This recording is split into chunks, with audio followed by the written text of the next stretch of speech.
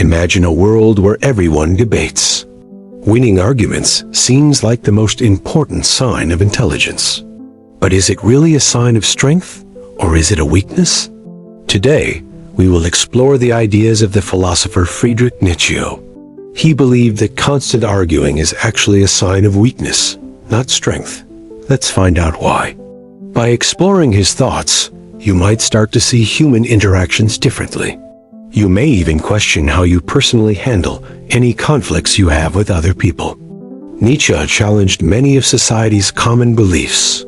His view on arguing was no different. He believed true strength is found in being firm in your beliefs, even silently. He thought that people who argue a lot are trying to make up for something. They might lack a feeling of inner peace or confidence in who they are. To understand this better, we first need to look at his bigger ideas. We must explore his views on human nature and how power dynamics work between people. Let's begin with a simple question. Why do we argue? Is it just to prove we are right, to show dominance, or to defend our own sense of self? Nietzsche would say most arguments come from a fragile ego. People argue because they need others to agree with them. This need for validation is a weakness. Truly strong people, on the other hand, do not need this external validation. They are happy with their own truths and are not bothered by disagreement from others. In his famous book, Thus Spoke Zarathustra, Nietzsche introduces a key concept. He talks about the Overman or Bermensch, a person who lives by their rules. This Overman figure is someone who rises above what society expects. They live a life that is true to themselves, an authentic life, not following the crowd. The Overman does not waste time on small, pointless disputes.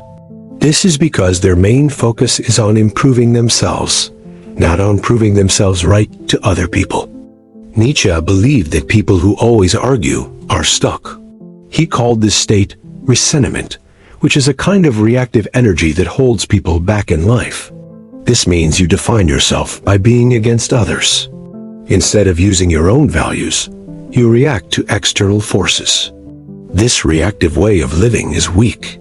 When you live this way, you let other people control your emotions.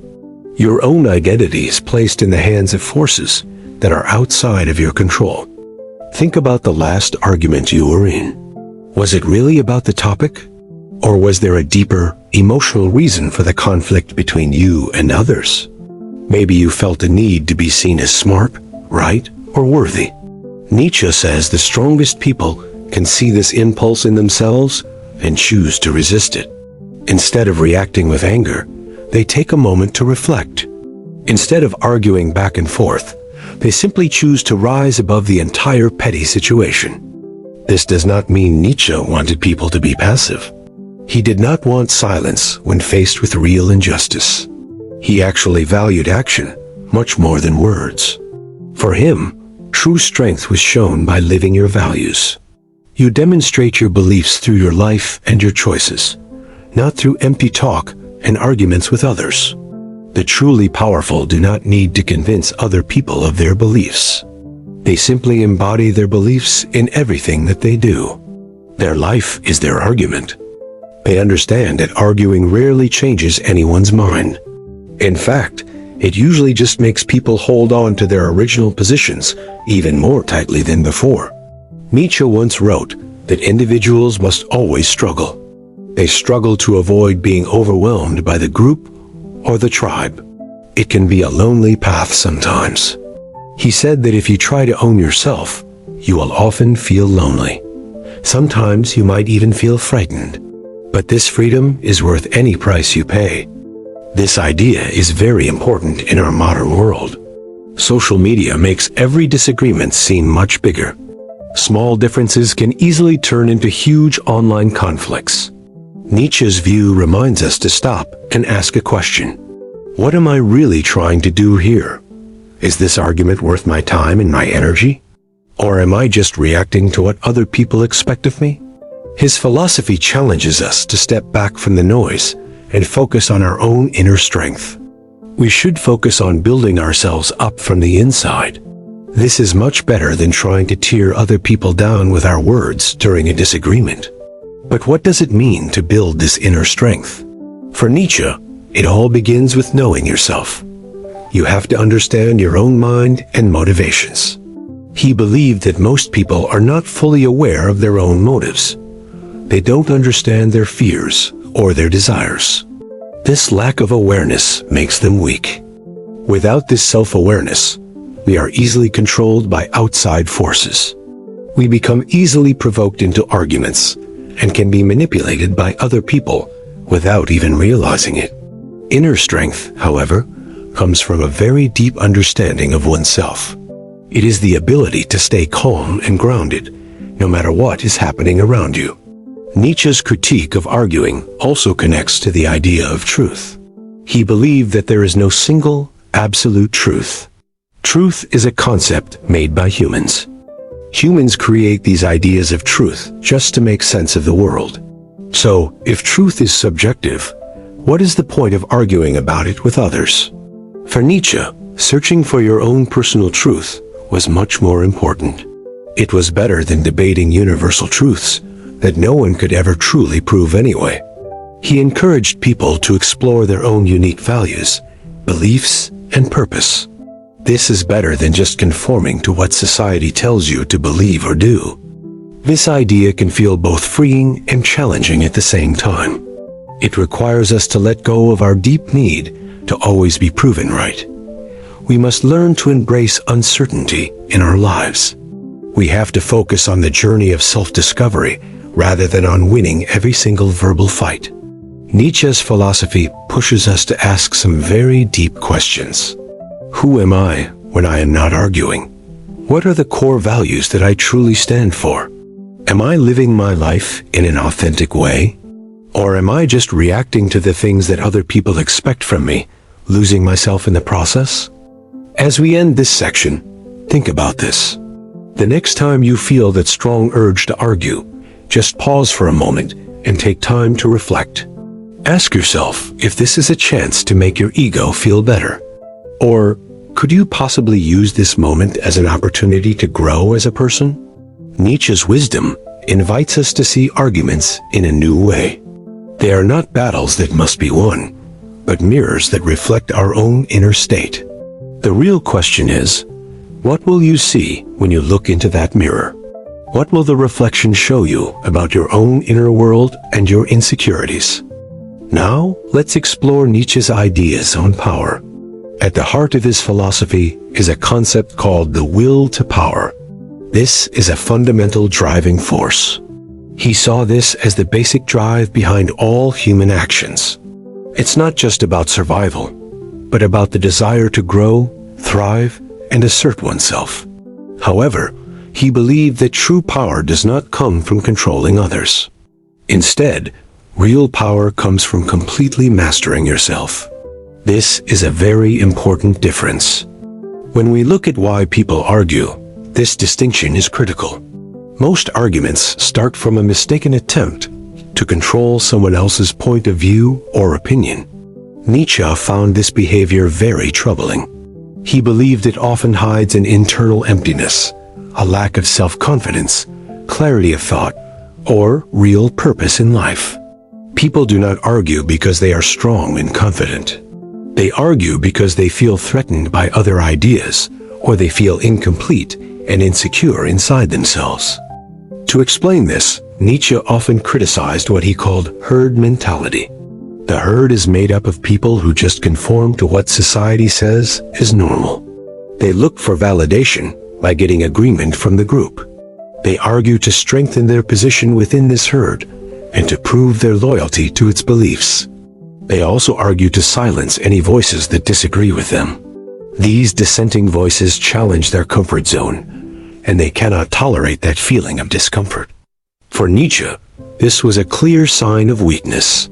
The truly strong individual, the Overman, does not need or want the approval of the herd to feel valid.